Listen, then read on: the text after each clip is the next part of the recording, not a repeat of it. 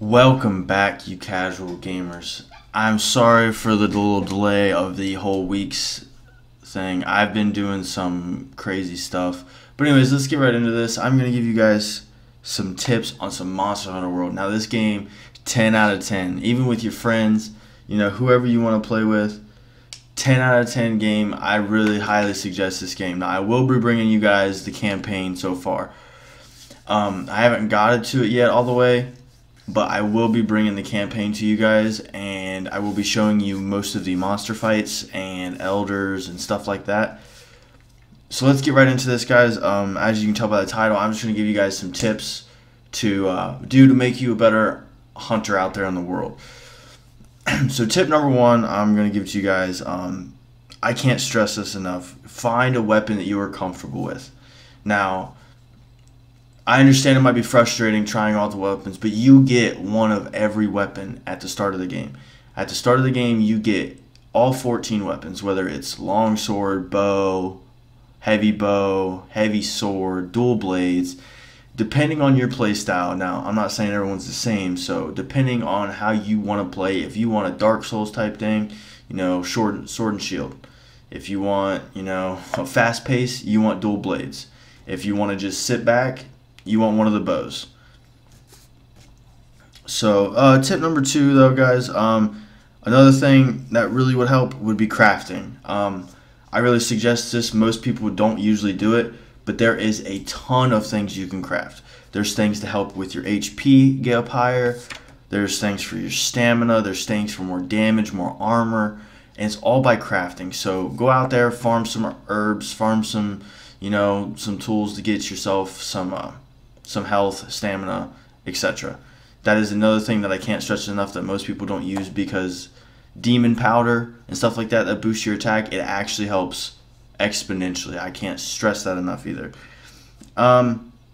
Tip number three, guys, I'm going to put out for it's kind of a mixture from 3 and 4. I'm going to put out there 3 is going to be traps. Now, you can also farm for these traps as well, or when you do an investigation, you can get traps and don't use them and save them for other times. But traps are really good for, stunning the monster, putting the monster in place so you can literally just go off on him and do as much damage as possible. Now, these traps don't last too long. Some traps last longer than the others. Depends on how weak the monster is.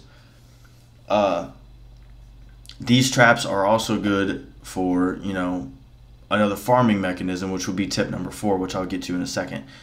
But you can have shock traps, vine traps, and there's also check your surroundings, because there will be traps on the ground for you to use and utilize to your potential, because some weapons take longer than the others to hit. So to get your full damage off, you need them to be standing still for quite some time, because you do get stun locked at points.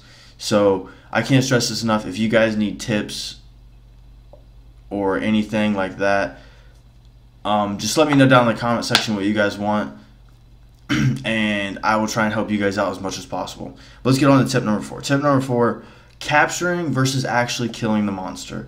Now, if you need to get your materials, say you need Anjanath, armor, you want some Anjanath armor, or you want Puke armor, capturing gives you more material than actually killing the monster does.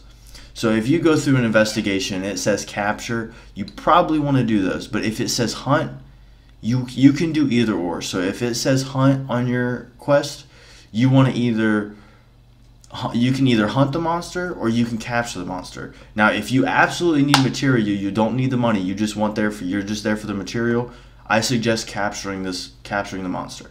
Put them in a shock trap, put them in a vine trap, tranquilize them, and there you go. It's much easier than actually killing them, because you don't have to deal with the third phase really. As soon as they start limping away, you'll see signs of it. Or if they're flying away and they're all wobbly and everything, go trap them. You get a ton more materials. Now, tip number 5, guys, this is going to be the last one, is your Palico.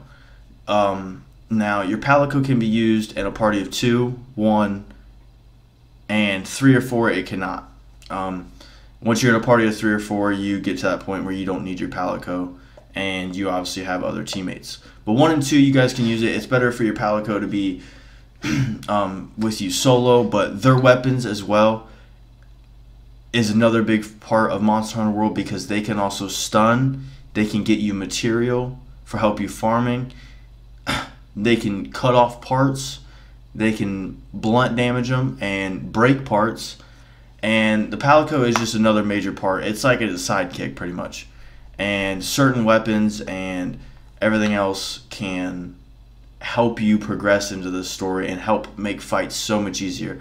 Like, one of my friends has traps on his Palico, so he just lays down traps all the time at when said B, and traps them and stuns them, and we put out so much damage.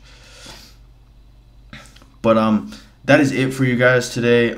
If you guys need any more tips or tricks, I'm here, so put it down in the comments below. Don't forget to like and subscribe, and I will be with you guys tomorrow to get started on the campaign.